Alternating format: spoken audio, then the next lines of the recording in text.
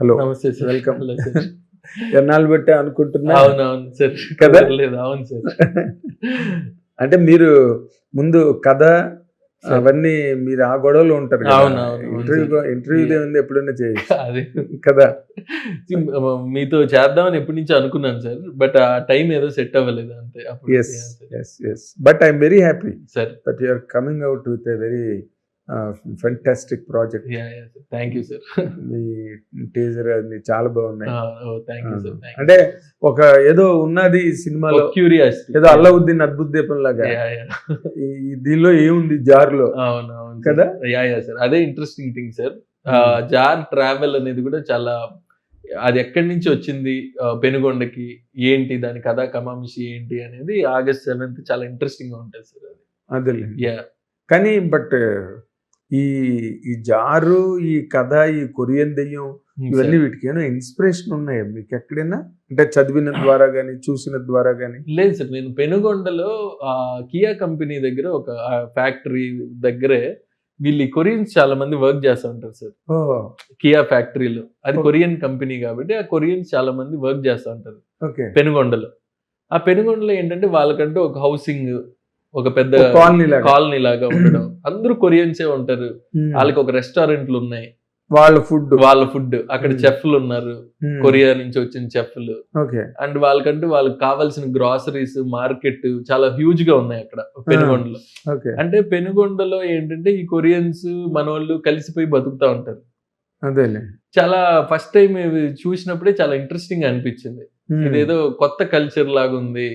And Anantapur లాంటి ఊర్లో ఇంతమంది కొరియన్స్ ఉండడం చాలా ఇంట్రెస్టింగ్ గా అనిపించింది. సో అక్కడి నుంచి కథ మొదలైంది. సార్ బట్ ఈ జార్ ఉంది కదా.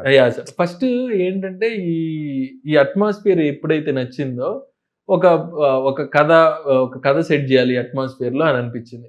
అప్పుడు ఒక పెనుగొండ కుర్రాడికి ఒక కొరియన్ సోల్ ఎక్కితే ఎలా ఉంటది, ఆ కొరియన్ సోల్ ఇక్కడికి ఎలా వచ్చింది ఏంటి అనే దాంట్లో ఈ జారు ఇవన్నీ కూడా యాడ్ ఆన్ అయ్యాయి సార్.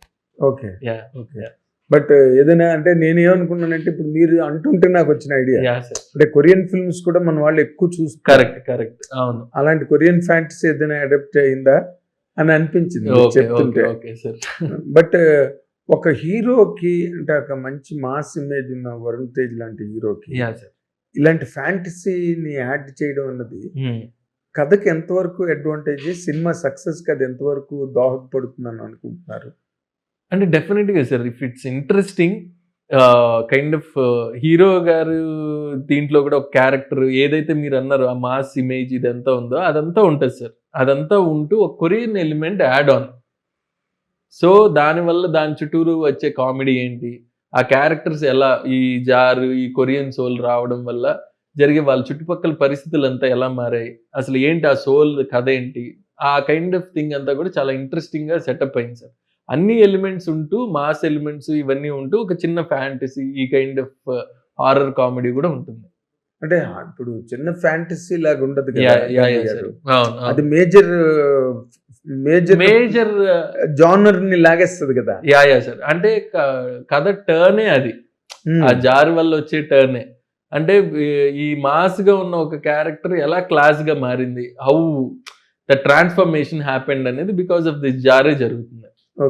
సార్ అంటే ఈ కొరియన్ సెంటిమెంట్స్, కొరియన్ కల్చర్ అవన్నీ ఉంటాయా?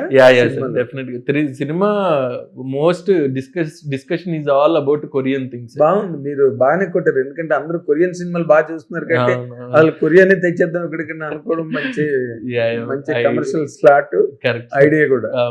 కానీ వరుణ్ తేజ్ దానిలో మీరు రిలీజ్ చేసిన టీజర్ ప్రమోషనల్ కంటెంట్ లో కళ్ళు బ్లూగా అయిపోతాయి కదా. నాకు పున్నం నాగిలో చిరంజీవి గారు గుర్తు. అవునవునవును సార్, చాలా మంది కమెంట్స్ అవే రాస్తా ఉన్నారు.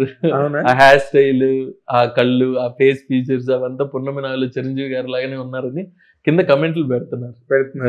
నేను చూడగానే అదే అనిపించింది. అవునవును, కరెక్ట్ సార్. అది అండ్ ఆల్మోస్ట్ అప్పుడు చిరంజీవి గారు ఎలా ఉన్నారో ఇప్పుడు వరుణ్ అలా ఉన్నాడు సార్ కదా. కరెక్ట్, ఆ హెయిర్ అదంతా ఉండడం కరెక్ట్ గా సేమ్. అంటే మీరు అలా తయారు చేసినప్పుడు ఆ ఇన్స్పిరేషన్ ఏమైనా ఉందా మీకు? సార్ కొద్దిగా విలేజ్ కైండ్ ఆఫ్ అనుకున్నప్పుడు అనుకున్నాం కొద్దిగా ఈ కైండ్ ఆఫ్ ఫ్లో లో వెళ్తే బాగుంటది లోకల్ గా అనేసి. ఓకే. ఇప్పుడు వరుణ్ తేజ్ ఎంతవరకు మీరు అనుకున్న దాంట్లో, ఎందుకంటే ఇప్పుడు తనకి last 2 films not up to the mark. తను ఎంత కష్టపడ్డా కూడా రిజల్ట్ పరంగా నాట్ సాటిస్ఫాక్టరీ, తన అభిమానులు కానీ తను కానీ కూడా. బట్ ఈ 3rd ఫిల్మ్ ఇది కొంచెం ఇంట్రెస్టింగ్ కంటెంట్ లా కనిపిస్తున్నది, ఎక్స్పెక్టేషన్స్ ఎక్కువ ఉన్నాయి. హౌ ఫార్ ఈ సినిమా వరుణ్ తేజ్ కెరీర్ కి హెల్ప్ అవుతుందంటే what will be your comment అండి? డెఫినెట్ గా సార్, వరుణ్ కనే కాదు అందరికి, మా ప్రొడక్షన్ కానీ యాజ్ ఏ డైరెక్టర్ గా కానీ వరుణ్ గారికి కానీ అందరం కూడా ఒక కాన్షియస్ గా ఒక మంచి సినిమా తీయాలి, డెఫినెట్ గా ఇది సక్సెస్ఫుల్ అవ్వాలి అని అనుకున్న చేసిన సినిమా సరిపోదుగా. అదే డెఫినెట్ గా సక్సెస్ఫుల్ అవ్వాలి అనే కైండ్ ఆఫ్ దీంట్లోనే బడ్జెట్స్ దగ్గర నుంచి కూడా అన్ని కంట్రోల్ చేసుకొని ఎక్కడ పెట్టాలి, ఎక్కడ ఖర్చు పెట్టాలి, ఎక్కడ గ్రాండియర్ గా చూపించాలి అని కాన్షియస్ గా డెసిషన్ తీసుకున్న సినిమా సార్. అంటే బడ్జెట్ రిస్ట్రిక్షన్ లో చేశారు. బడ్జెట్ రిస్ట్రిక్షన్స్ అని కాదు సార్, ఇది యాక్చువల్ గా కొరియాలో షూట్ చేసాం ఒక 20 days, తక్కువ క్రూతో వెళ్ళడం, ఈ కైండ్ ఆఫ్ దీంట్లో అక్కడ చాలా ఎక్స్పెన్సివ్. ఆ కొరియాలో షూట్ చేయాలంటే చాలా ఎక్స్పెన్సివ్. ఎందుకంటే అక్కడ వాళ్ళ స్టాండర్డ్ ఆఫ్ లివింగ్ అంతా కూడా చాలా ఎక్కువ ఉంటుంది సార్. ఓకే. కైండ్ ఆఫ్ వాళ్ళ ఫిల్మ్ మేకింగ్ ప్రాసెస్ కొద్దిగా ఎక్కువ ఖర్చు పెడతారు వాళ్ళు అక్కడ. సో ఆ ఎక్స్పెన్సివ్ ఉండడం వల్ల కొద్దిగా తక్కువ క్రూతో వెళ్ళడం, కొద్దిగా ఆ బడ్జెట్ లో సెట్ చేయడం అనేది చేసాం సార్. ఓకే. అంటే వాళ్ళకి అన్ని రిచ్ ప్రాజెక్ట్స్ ఉంటాయా? Correct sir. అంటే వాళ్ళ శాలరీస్ అదంతా కూడా ఎక్కువ ఉంటది. కైండ్ ఆఫ్ ఇప్పుడు ఫర్ ఎగ్జాంపుల్ లైట్ ఆఫీసర్ అనుకోండి, అతనికి ఇక్కడ ఎంత పే చేస్తారో అక్కడ ఒక 30,000 40,000 ఉంటది పర్ డే.